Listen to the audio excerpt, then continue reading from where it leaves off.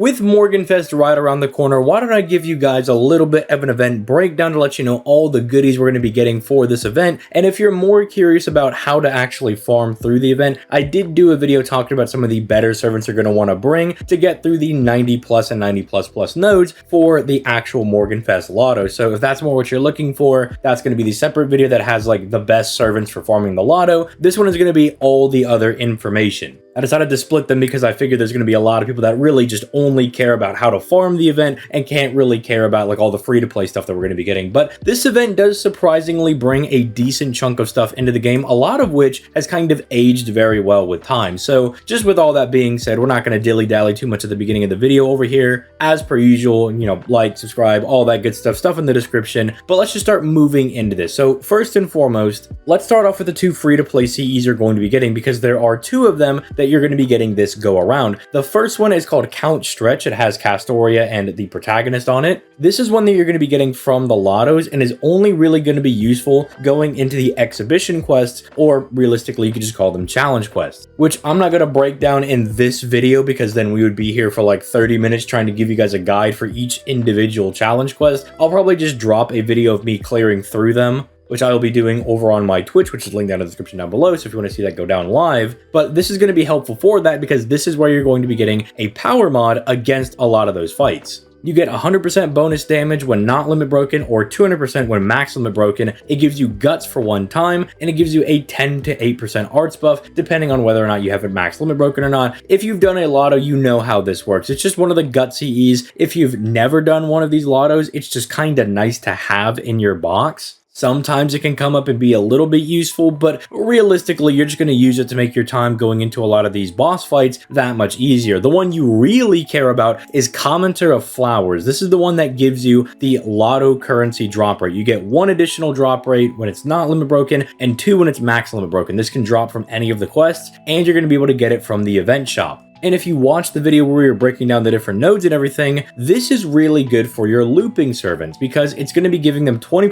NP gain, 10% NP damage, and 4 stars every single turn when max limit broken. In particular, that NP gain is going to be very strong. If you're going to be using this with, say, your quick or art servants, it's going to give them a little bit of extra NP gain to ensure that going into some of those 2 enemy nodes, or even the final quest that's a 3-3-1 node, it can ensure that your AoE servants get across the finish line so that your single target that's going to be taking out the giant Kentucky can do their job. Or if you are going to be using an AoE servant for all 3 waves, I know a lot of people, including myself, are probably going to use Morgan, it can help them out a lot for that. Not so much the NP gain, but the NP damage, although it not giving you any starting NP gauge does mean that if you're going to use somebody like a Buster Servant, unless it's Archetype Earth, they're going to need some starting gauge, or you're going to need to use some other type of servant to get through that. But at the very least, if you're using like Arts Gang or something along those lines, you're absolutely eating with this one, especially if you got Oberon, because that little bit of extra NP damage is going to help if you're using Oberon, because his 3rd skill interacts with the NP damage that you get on the CEs as well. So this is just kind of nice for both of the CEs being fairly decent. Moving into some of the command codes, do not skip out on getting these because they are rather decent. The first one, the 5-star, is called Lady Justice, and it features Estrella on it. It's going to give the card that you put this on a little bit of extra star weight and 2 stars whenever you use it. Just very nice for any of your crit damaging servants, just giving them a little bit of insurance that they will get the stars on said cards, whether they are an art servant, you can put them on those arts cards to refund. You can put on your buster servants so they can do some extra buster damage. Quick servants on their quick cards. Fairly straightforward, just a nice thing to have on any of your crit servants. Dragon Fangs, akin to the Light of the Lake, which is quite a mouthful, is basically the Melusine 4-star command code that gives you a little bit of extra crit damage, 10% to be precise, on the engraved card. And then you get 2 stars whenever you use said engraved card. Again, just slap this on any of your crit servants, whether they are doing big buster crits, arts crits, quick crits, doesn't really matter. Slap it on whatever you want to hit a little bit harder. But the one that I want to highlight over here is Heal Princess. We actually had this make a return over here on the JP side of things. With Sith now having a power mod against cursed enemies, this is also really good if you want to put this on your Jacques as well. Anybody that can benefit for having a curse on an enemy, whether they get power mod or whatever have you, this is just really strong. Do not sleep on these command codes, as they are starting to get better with time when we start to get more of these servants that get power mod on, say, stuff like burn, poison, curse. And over here on the NA side of things, we at least have a little bit of that clairvoyance. You can see, okay, I need to start saving these for people like my Sith, who is now really, really good with the advent of this new curse power mod that she has on her NP. So do not forget to go ahead and get these because they are going to be very, very strong on certain servants moving forward, especially stuff like Heal Princess. But now let's start moving into some of the other stuff that we're going to be getting in this event. Now, obviously, I'm not going to break down the free quests too much in this video. I kind of already did that in a separate video that if you want to go check that out and see what servants are good for what parts of the node, you can go check that out. But the main thing that you do want to kind of pay attention to with this one is that the first 2 nodes that we're going to be getting, or checkpoints as they like to call them, are still good to farm. They just don't have the same drop rate as the final checkpoint that gives you extra lotto currency and extra shop currency. So if you are more limited on your apples, say maybe you're down to like 50 gold apples, it's still smart to go ahead and farm the first 2 checkpoints, but save the brunt of your apples for the final one so you can make more bang for your buck. But if you're like me and you've been stockpiling gold apples and you're up to about 100, and for about the last couple of weeks you've been stocking up on your blue apples, which I advise if you have not been doing,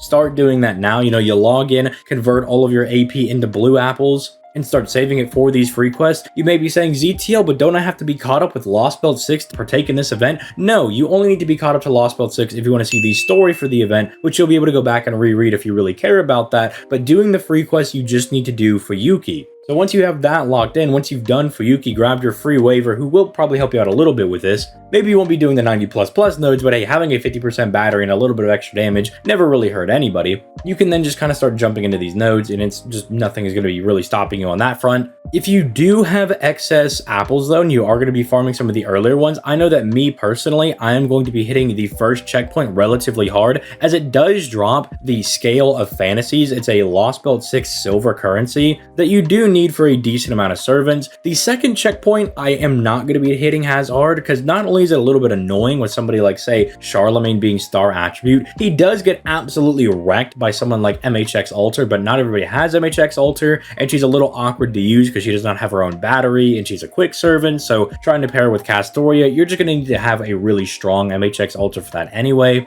And so I've elected to really start then hitting the third checkpoint, because not only can Morgan hit that one really hard, but it does drop bells, which are a bronze Lost Belt 6 currency. And if you're like myself, you're going to be summoning for, say, Ace the Savior and Ruler Melusine next year. They both need something like 222 bells or 218 bells, something along those lines, which is just absolutely ridiculous. So if you want to get both of them and max them both out, which, I mean, why wouldn't you want to max them out? They're both really, really strong servants. You're going to need something of like upward of 400 to 500 bells. Like, it's absolutely redonkulous how much you need. So I will personally be hitting those 2 hard, but who knows, maybe you do need to hit the second checkpoint because maybe you're really low on horseshoes, or you really need the Lunago tails from Babylonia. Or maybe you're absolutely fine on bells and you really want the mirrors, which you can get from the third checkpoint, or you really want to go ahead and get those reactors from the first checkpoint. And also, don't be afraid to check the 90 or 90+ nodes as well, because they also have some fairly decent drops. For the first checkpoint, it drops eggs and spinal fluid. If you are low on either one of those, maybe it is worth farming those because you'll be doing it so much. Maybe it is worth hitting